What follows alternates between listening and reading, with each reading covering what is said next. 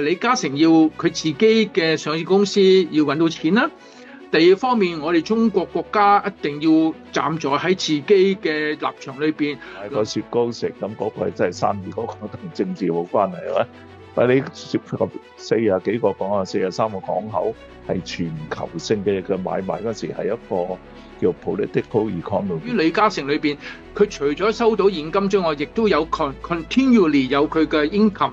有佢嘅 management 嘅話，亦都何樂而不為？特朗普精啲啊，佢攞個雕，當個雕最好對我有利啲咧，咁佢就贏啦。嗰個贏係大家都贏，不過我贏多啲。政府嘅情況咧，佢一個咁細嘅地方嘅話，佢又唔想得罪中國，佢亦都唔想得罪美國，所以佢哋好樂意睇到咧呢單雕咧係中美大家之間嘅。好啊，歡迎大家嚟到洞察世情。多謝梁博士嘅一個新嘅觀點啦，一個高度可以去睇世間嘅事情，經濟、政治一起咁樣去交集，去睇下我哋有啲乜嘢嘅碰撞啦，見到一啲新嘅知識同智慧嘅。咁多謝梁博士有一個咁好嘅念頭啦。咁我哋今日咧就首先介紹下第一集嘅嘉賓，佢係徐樹全教授。咁咧佢就係我哋嘅畢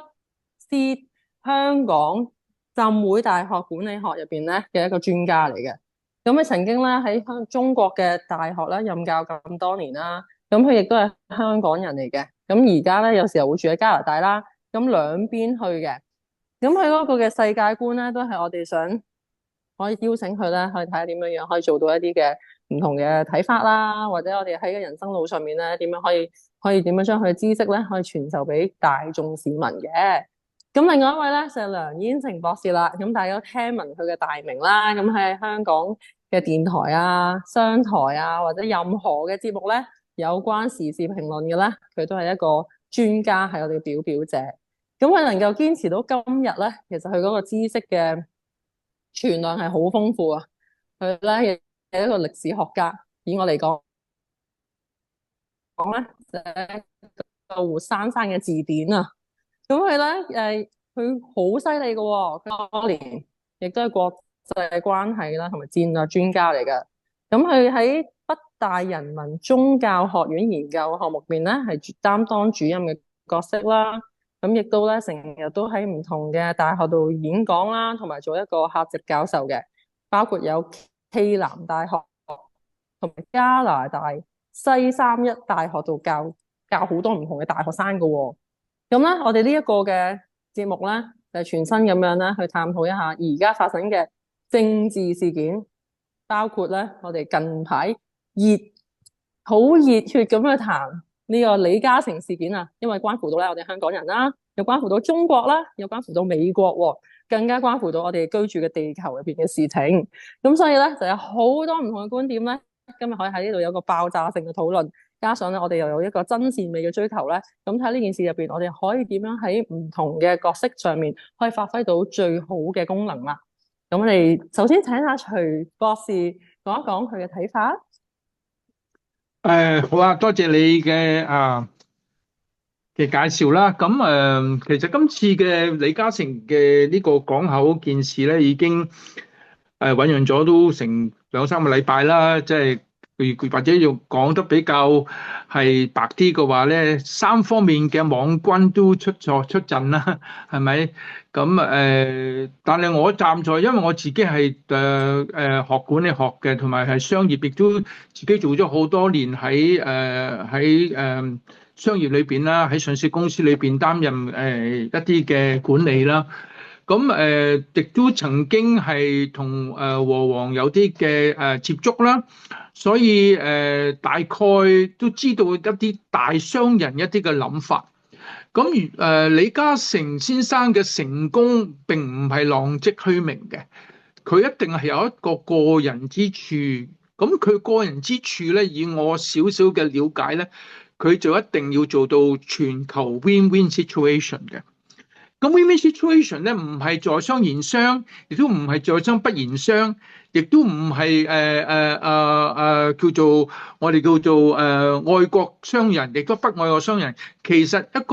做一個成功嘅企業家嘅話咧，其實係 beyond all of this。但係最緊要一樣嘢就係要喺一個情況裏邊能夠maximize 所有嘅 benefits。咁我哋今次嘅 benefit 咧係有四，舉例嚟講啊，大家都當然李嘉誠先生佢個今次嘅 deal 咧係講緊好多個港口啦，咁但係大家都講緊最緊要就係巴拿馬嗰個港口啦，係咪？咁但係我會覺得因為最近啱啱收到消息就話呢個 deal 咧就係暫時擱置，係啦，應該用我叫暫時擱置，唔係取消。嗱，我覺得佢係我呢個係啱嘅 interpretation 嘅。暫時擱置嘅話，即係咩咧？係重新係 renegotiate。咁 renegotiation 嘅話咧，咁將會我就會即係以我少少嘅認識嘅話咧，站在喺研究咁多年嘅商業嘅管理裏邊咧，我會覺得佢將會係變成一個四方贏嘅一個嘅 deal。咁呢個 deal 咧就會落實嘅。點為呢四方面嘅 winning 咧？第一方面咧，李嘉誠要佢自己嘅上市公司要揾到錢啦。第二方面，我哋中國國家一定要站在喺自己嘅立場裏邊，能夠繼續係管理有航運嘅一個話事權啦。而美國嘅侵大佬，佢話佢要美國優先嘅話，佢當然都想喺一帶一路啊，或者喺唔同嘅港口裏邊咧，有佢嘅想重振光輝啦。因為大家知道而家做船業嘅話，美國個零頭一都唔夠，咁所以係佢哋一定會做呢啲嘢嘅。咁所以我會有個好大膽嘅作一個嘅分析咧。我諗舉例嚟講嚇，嗰重點咧係而家個重點咧就係點樣大家傾嗰個嘅股權嘅問題。股權嘅問題嘅話，將會變成咗係即係或者係5149之間，因為有唔同嘅港口，所以咧喺唔同嘅港口裏邊咧，係中國政府同美國政府之間嘅互相嘅互動嚟達成咗一個優化。某啲港口可能係中國政府係佔51，有啲係佔49。咁但係問題對於李嘉誠嘅系列裏邊咧，總言之，李嘉誠話我願意做個管理權，我揸住所有個管理權，所有港口由我去管理。咁有咩好處咧？首先站在喺李嘉誠嘅公司裏邊咧，第一我能夠收到100幾200億嘅現金，或者冇咁多啦，可能有一半啦，可能係100億嘅現金流咧，對於股市一定會有上升。第二樣嘢，我繼續做管理，因為我已經管理開啦。中國政府同埋美國政府佢哋都唔係好 concerning about管理。咁但係對於李嘉誠裏邊，佢除咗收到現金之外，亦都有 continually 有佢嘅 income。有佢嘅 management 嘅話，亦都何樂而不為啫？咁但係站在中國立場嘅話，喺某啲重鎮裏邊，我有話事權；但係美國政府裏邊亦都話，我有啲位裏邊我都想參與下。如果咁樣嘅話咧，能夠傾成啲單條咧，就世界和平啦。咁就大家之間咧係會互動得嚟咧，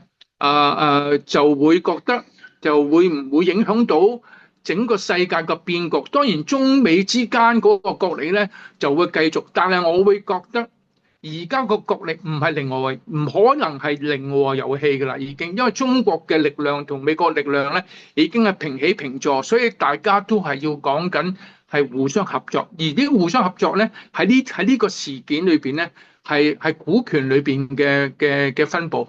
呢個我大致上嘅分析咧，睇你哋幾位嘅意見啦。我又諗起咧，突然間咧，啱啱你講嗰個，即係嗰個嘅合作嘅股權嘅分佈啊，呢樣嘢我覺得係嗰個外交個藝術嚟嘅，真係。我又諗起乒乓外交啦，又諗起熊貓外交喎。咁其實咧，中國喺呢幾年嚟咧，做好多好軟性嘅動作啦。咁其實如果雖然呢個港口事件上面咧係動輒就幾十億啊，或者幾百億咁樣去做嘅時候，令人個感覺好似好 heavy 咁啊，好似陷入咗呢個叫做好經濟嘅一個嘅戰爭咁樣啦。咁但係如果我哋可以將呢件事睇到好似溫和啲嘅，可以令到大家都共贏嘅，係有啲理念可以喺一啲國家嘅領袖上面見到嘅，例如邊個可能大方啲，可以創造到做多啲win-win situation 啊。頭先阿博士講到，咁其實都係一個好事嚟嘅喎。會唔會喺巴拿馬度擺兩隻熊貓喺度咧？有幾好嘅喎。即係會唔會緩和到件事嘅氣氛咧？又幾得意，可以又重建咗。哇！中國原來係咁大方嘅。你話中國其實可能唔會嬲嘅，其實習近平都喺度望下你哋發生咩事先。咁佢話震怒啊嘛，其實邊度震怒啊？點知佢嬲唔嬲咧？其實中國人係好大氣嘅。我哋嗰個咁多年5000年嘅文化基礎俾我哋咧，就係知道咧世界嘅局面啊，無論點樣動盪、點樣戰爭，我哋都可以提出和平嘅協議嚟嘅。咁我哋都可能睇下梁燕城博士又點睇咧？其實咧，即係我一開始我啲評論開始就話，第一個誤區就話習近平震怒，我呢個係宣傳上故意作抹黑式嘅宣傳，因為一個政治嘅大局又點會由一個人震怒嚟決定？呢種嘅宣傳係故意咧，即係將中國描述為一個係個人獨裁嘅國家。不過我咧喺中國已經有30年入咗去了解啦。咁我過去對中國好多批評，但係30年之內晚你見到佢好大嘅改進咧。咁我發覺佢嘅體制運作完全唔係你以為嘅一種獨裁嘅體制，佢一個集體裏面不斷討論、不斷有協商，又不斷揾專家去研究嗰啲課題，咁又有幾個唔同嘅群體，例如一個就係共產黨啦，黨本身；一個就係人大，一個政協，就係咧好多嘅知識分子嘅意見。咁咧佢會好多嘅消息集合，以作出綜合性嘅決定。所以佢唔會話突然間有個人嬲話我要點點點咁，呢啲咧我覺得係西方故意想抹黑中國攞嚟玩嘅啫。咁咧而即係喺描寫啲問題上嘅另一個誤區咧，就係另一批人佢就話：呢啲係生意啫，strictly business。我話生意咧，例如話我去 7-Eleven 買個雪糕食，咁嗰個係真係生意，嗰個同政治冇關係係咪？但係你涉及40幾個港口，43個港口係全球性嘅買賣嗰時係一個叫 political economy。political economy 即係一個政治經濟學啊。咁我好奇怪嘅，即係話今次呢個事件發生以嚟都冇乜人識得用政治經濟學呢個角度嚟分析呢個問題啊。咁因為即係其實好多講評論嘅人，佢未必係喺學術上做過一啲嘅基本嘅了解。因為我哋要了解經濟咧，就唔可以淨係經濟去了解嘅。經濟同政治係結合，同社會結合，同文化結合嘅。咁所以咧，即係呢個係一個所謂交叉嘅學術研究。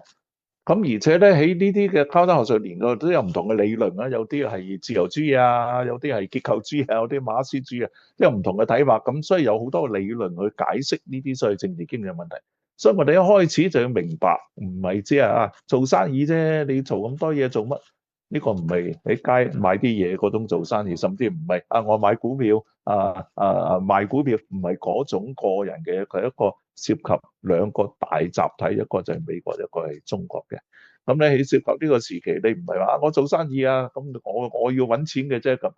如果你咁講咧，即係如果你真係咁諗，你就係好幼稚嘅。我唔相信李嘉誠會咁幼稚，所以咧我相信徐博士就係非常熟悉呢一種嘅即係生意運作或者各種大型嘅政治經濟運作咧，佢好熟悉，梗係要傾嘅，唔係零和遊戲唔係話咧即係我贏你輸嗰種，我贏你輸咧係政治宣傳用嘅。嗱，我而家贏我贏下，睇我幾叻，我做總統，咁嗰種咧就係帶有某啲霸氣式嘅話我贏我話你係輸家，我贏家。其實喺呢個問題上，而家大家共同存在，中國同美國咧係兩個大嘅世界最大經濟體。如果我哋計購買力嚟計，中國嘅經濟體其實大過美國嘅 GDP 嚟講，但係即係以數目嚟計，美國大咁其實兩個都係好大嘅經濟體裏面咧，大家係喺各有互相得益嘅情況之下，揾緊一種嘅平衡。喺呢個平衡裏面，想揾到一個大家都得益嘅狀態，然後大家傾緊你多啲定我多啲，51對49，抑或點樣抑或50.5對49.5咁我哋發覺咧 TikTok 就係咁樣處理嘅。TikTok 呢個咁大件事，即係初嘢另外又係我美國要攞你咁啲人民啊又會好興啊，嘈生晒，嘈你有冇搞錯啊？即係咁，即係我哋喺度好自由嚟討論，你而家突然間美國嚟管主咁嚇。咁於是咧 TikTok 嗰度咧嗰啲叫 TikTok 嘅難民走晒小紅書，激死美國啲好多美國人走去睇小紅書，喂唔識中文喎，咁啊但係喺國內好多人識英文同佢哋傾啊，大家問啊你喺中國買間樓幾錢啊？咁平咋咁？我話你讀大學幾錢啊？咁平咋？咁反而咧即係美國啲宣傳上咧係晒虧嘅喺 TikTok 個問題上。咁所以咧你一壓佢翻嚟個後果會反彈為另外一種民意。咁其實一個係成熟嘅政治社會經濟決定咧，唔可以咁幼稚。我覺得拜登係好幼稚，係好無知，以為即係一打就會打低俄羅斯啊，即係會攞到烏克蘭啊，或者咧我係 TikTok 我要搶佢就搶㗎。特朗普精啲啊，佢攞個雕，當個雕最好對我有利啲咧，咁佢就贏啦。嗰個贏係大家都贏得過我贏多啲嚇。咁 TikTok 佢又想咁處理嘅，但係最後個決定權仍然喺中國嗰度嘅 TikTok 啊。咁所以呢度咧佢逼唔到，除非嗱我要加你關稅嚇，你想同我交關稅 ，TikTok 交俾我，即係佢嚟繼續玩緊呢啲。呢就係喺大家嘅好有實力嘅討論裏面咧。大家都有一啲嘅係好犀利嘅諗法咧，嚟到各有利益之下，點樣我多啲好處，你少啲，或者大家差唔多咁多陣時，我得到幾多好處？咁所以Tony 就好熟悉即係徐博士啊，我發覺你又真係識呢啲嘢。咁咧，我哋唔係只係隨便評論邊個啱邊個錯，而係話一個嘅大體咧係點樣可以最好。咁所以咧，我哋要留意喺李嘉誠嘅辯論討論裏面有好多假消息，即係其實有啲就係話幫李嘉誠有批人周圍講呢啲做生意啫，政府唔好管政府好有大氣嘅咁呢個證實咗啦，因為呢個南華早報爆咗一個叫 Ricky Chan 嘅人叫智寶嘅人智寶嘅地產佢就叫陳智寶，咁佢都承認咧，佢本來即係一個長和嘅人叫佢寫評論，咁佢俾咗堆料佢，今日叫佢寫，咁又寫咗專欄，佢發表咗即係話我李嘉誠好叻好有見地同埋呢間意大利公司啫，唔係美國嘅咁樣。咁講完之後，第二日大公報一出話死啦，原來個觀點同我相反，即刻佢自己同南華早報講，喂，其實唔係我寫嗰邊，其實係長和叫我寫。咁咧，即係唔好第日釘死咗佢話反中國啊！嗱，咁呢次爆出嚟咧，就由即係著名 KOL 陳永欣爆料，我睇咗都原來係即係得咁多人會一齊話李嘉誠啱嘅咧咁由另一批人一齊話李嘉誠錯噶嘛。咁跟住另外一批人就專門鬧中國喎，你發覺一到呢啲嘢咧，有好多勢力咧通過傳媒去講嘅。但係我覺得我哋要即係我同徐教授或者我哋呢個節目都會係希望嘅，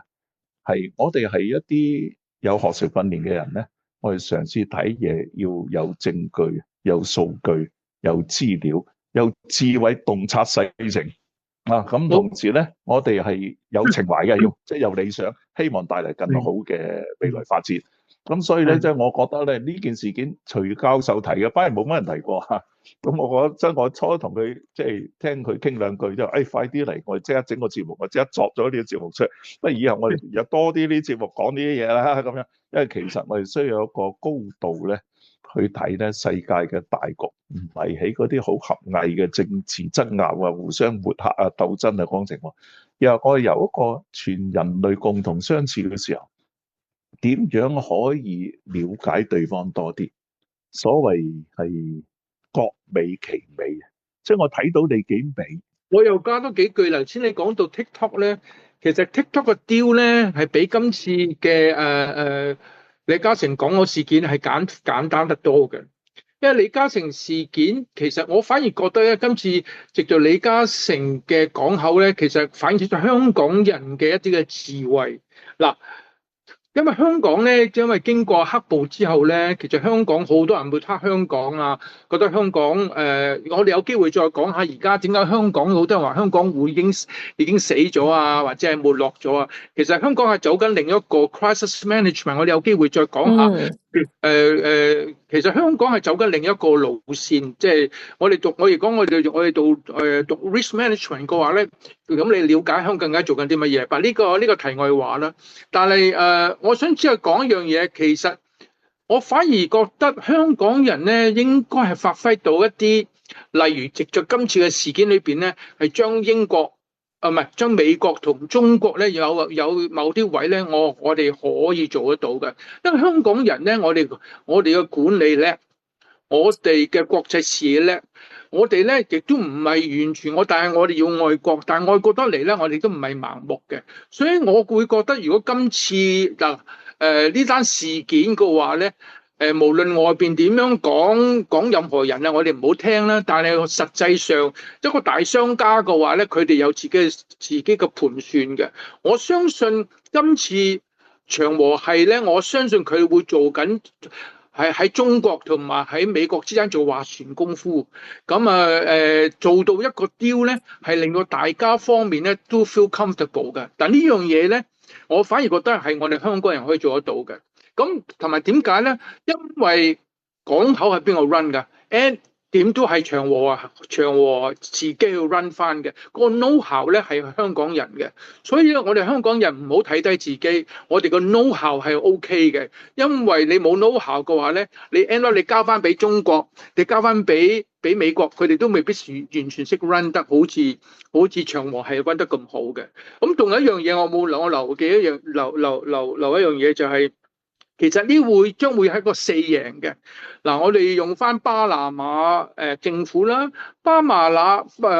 馬政府嘅情況咧，佢一個咁細嘅地方嘅話，佢又唔想得罪中國，佢亦都唔想得罪美國，所以佢哋好樂意睇到咧呢單 deal 咧係中美大家之間嘅合作。係啦，咁舉例嚟講，有兩個港口，最多咪一個港口佔亞一中國啦，另一邊咧美國係佔亞一啦，咁大家之間，但係 end up 嚟講，最嬲尾都要經過巴拿馬嘅政府去佢默許，咁所以加拿大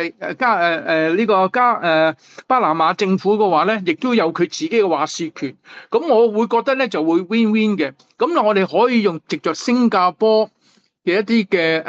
嘅智慧，新加坡係好叻喺中國同埋喺美國之間嘅斡旋。我相信巴拿馬政府會用同樣嘅手法，係去支持李嘉誠嘅一啲嘅 business deal，而令到中國同埋美國之間個合作咧係更加 close 先。因為點解咧？我哋唔希望見到中美打仗噶嘛。如果能夠藉著呢單 deal 令到中美之間咧有一個進一步嘅合作咧，咁我哋咧就會雙贏啦。咁同埋聖經裏邊講一樣嘢嘅話，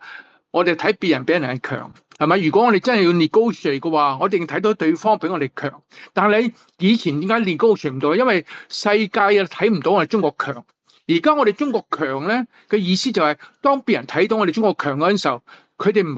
係蝦唔蝦問題，就係我哋嘅 negotiation 咧係先能夠到位。所以聖經裏邊講嘅話，我睇別人強嘅話係需要嘅，但呢個強唔等於驕傲。咁其實咧，孔子都講咧係己所不欲，勿施於人啊。耶穌就講咧，你想要人怎樣待你，你就去怎樣待人。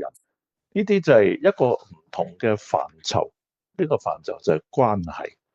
嗱，好多人話中國搞關係啊，咁啊西方人就中意個人啊，即係自我嘅一個individualism 啦，呢個個體主義啊咁樣。咁啊，但係咧，即係話，如果太過 individualism 咧，個體主義咧，係會令到呢個社會分崩離析，因為一個人自由選擇，佢可以忽然間係佢嗰個選擇係成為我中意吸毒咁樣啊，係一個自毀式嘅選擇嘅。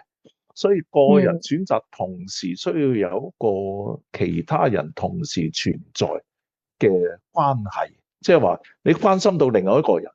假如我而家選擇咧，即係做曳人，我去做賊咁都得㗎，你個人選擇咩？但唔得喎，我阿媽可能會好傷心喎。咁我太太同我仔女點啊？第日我俾人捉咗，即係你一諗埋呢一面咧，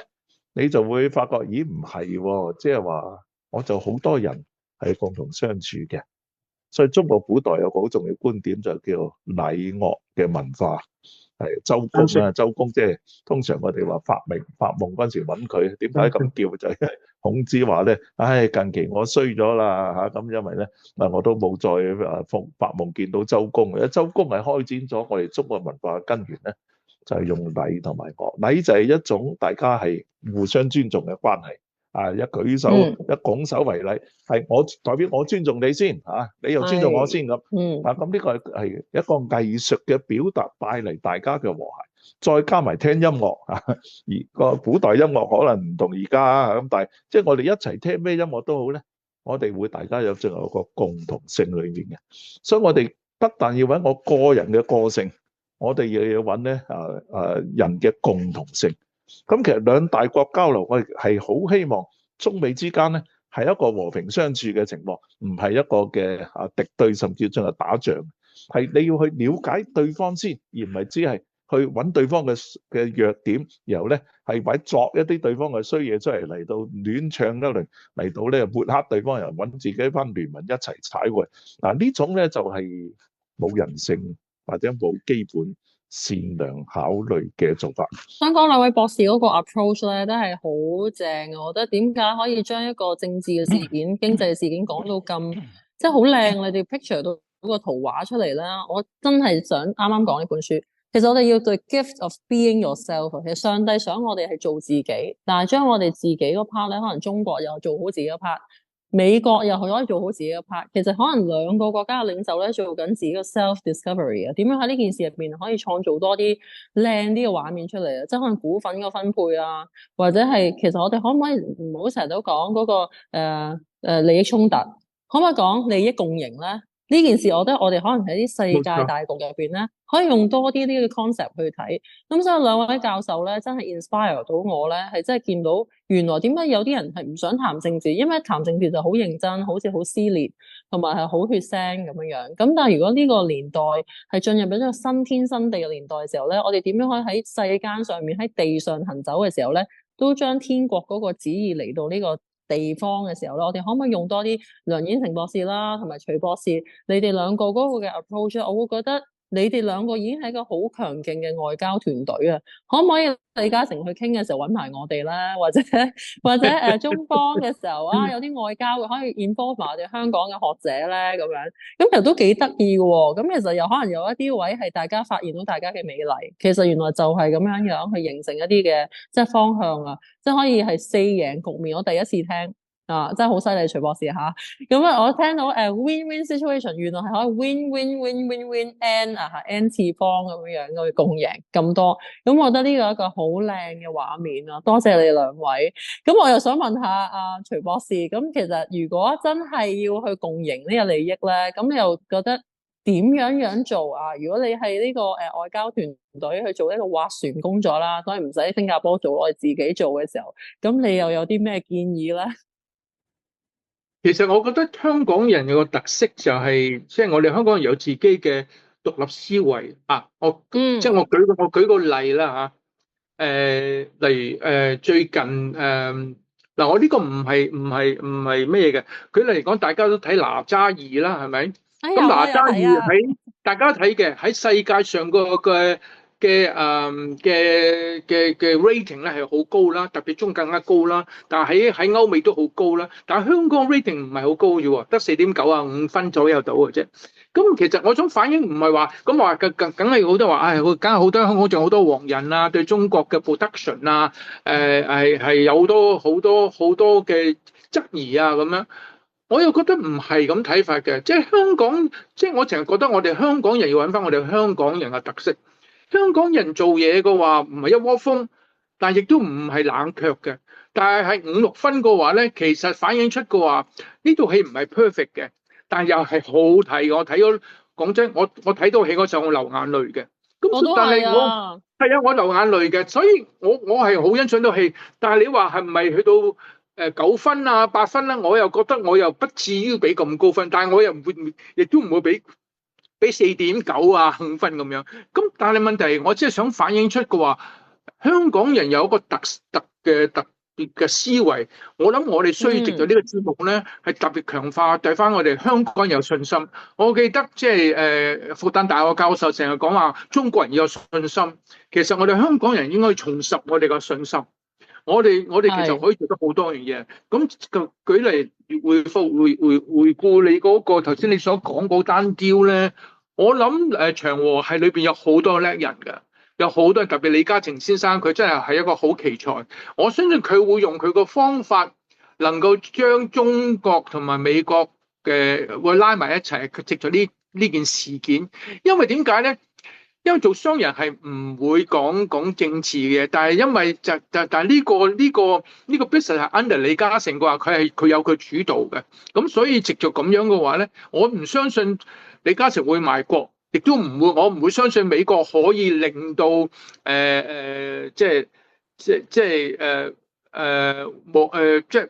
或者和黃會受到損害。但係我發覺，但係李嘉誠咧係需要咧係好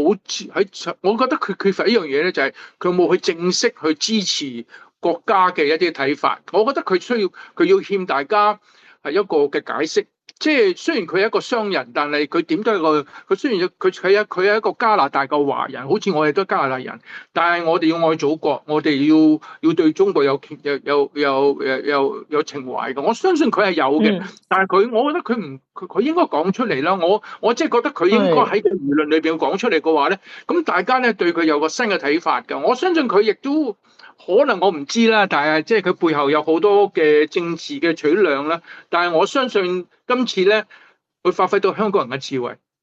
我都覺得認同啊。我覺得李嘉誠好叻，呢個當然係啦。叻佢唔係讀好多書嘅啫嘛，但係佢可以咁樣喺好多時勢之下，佢能夠攞到最好位去大贏係好少嘅，咁嘅人才好難得。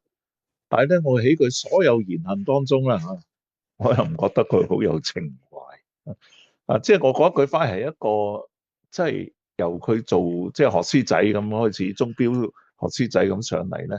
佢係經歷好艱難。佢爸爸好有情懷喎，反而我對李嘉誠爸爸係好有中國文化同民族嘅情懷。佢祖父嗰啲都係佢咧，就係香港嗰陣時艱難困苦中奮鬥咧。喺困苦中奮鬥嗰時，即係窮嘅時期，佢諗我幾時有錢，幾時出人頭地，嗰個係佢嘅關注嘅核心嚟嘅。嗱，咁譬如我都係嗰啲年代香港長大，我細佢好大好多啦，當然啦。但係我哋喺香港早期嗰啲年代長大咧，但係我哋都係知識分子家庭咧，係有一種好特別嘅情懷，就係為中國嘅苦難嘅悲哀。因為我哋讀歷史係咧，嗱我哋因為我自細睇嚟，咁就唔好講就係睇《三國演義》都好啦，即係睇岳飛啊，睇文天祥啊，咁我真係喊過嗰陣時，細路仔都會睇到咁激動嘅咧咁。咁嗰陣時好特別咧，嗰種情懷就係話我哋中華民族過去咧睇宋朝點樣俾金兵蝦，又俾蒙古人蝦，清朝嗰陣時，明朝點樣俾清朝滅啊？鄭成功啊，文天祥啊，岳飛啊，呢啲咁人，即係我哋係好敬佩嗰啲，其實都係輸嘅，個個都係最後輸。岳飛也好，文天祥、鄭成功、史可法，個個都係輸，但係輸得嚟係好英雄，但係好有正氣。嗱，個正氣嗰陣時，我一路以嚟呢個就係個情，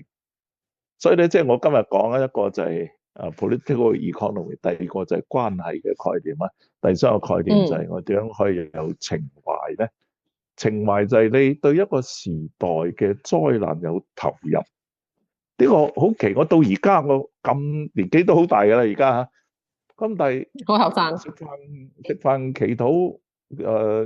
我都祈禱我為嗰啲烏克蘭人或者嗰啲係加薩嘅，我就喊。我有時祈禱講唔落，因為諗起嗰人嘅苦難。咁你好奇特呢種情咧。咁我個女都有呢種情啊，我女好特別嘅，即係我訪問個女講大家講到喊嘅，大家都講唔到落去，大家都想喊即係你見到一啲嘅嘢嗰陣時，咁嗰種情懷咧，我就唔覺李嘉誠係呢種人咧，或者係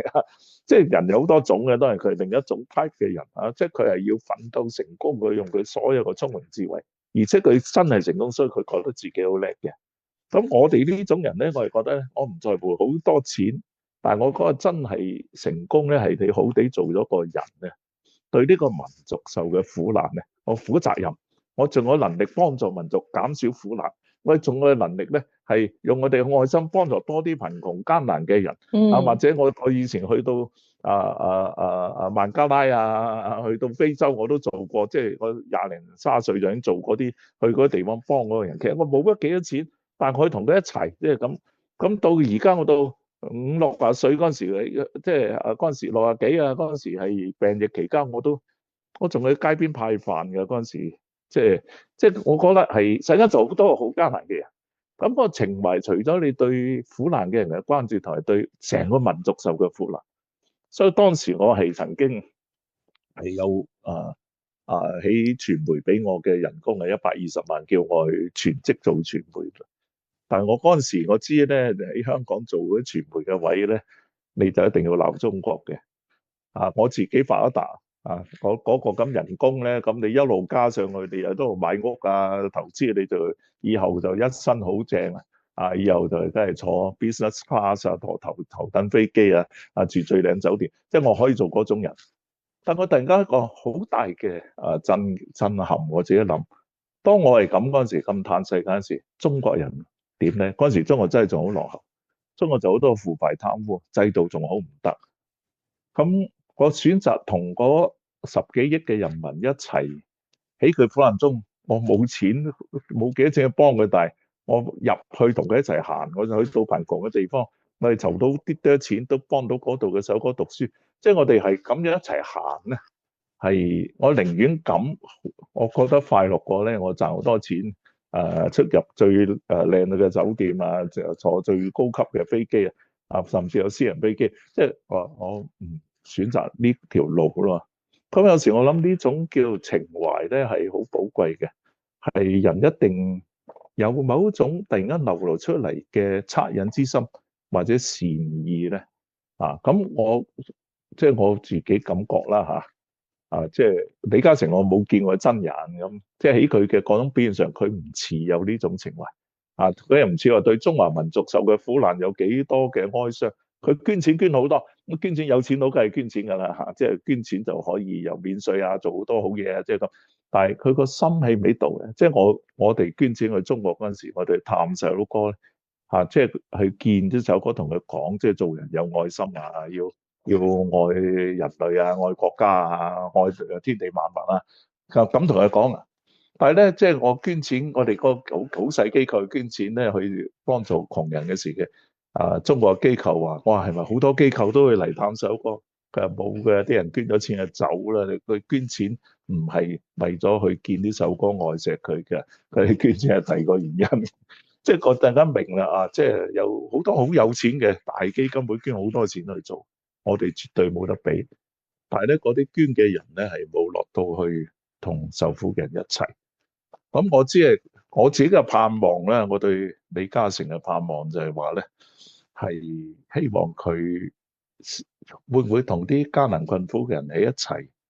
去佢哋嘅苦難，你同佢一齊去喊下咧。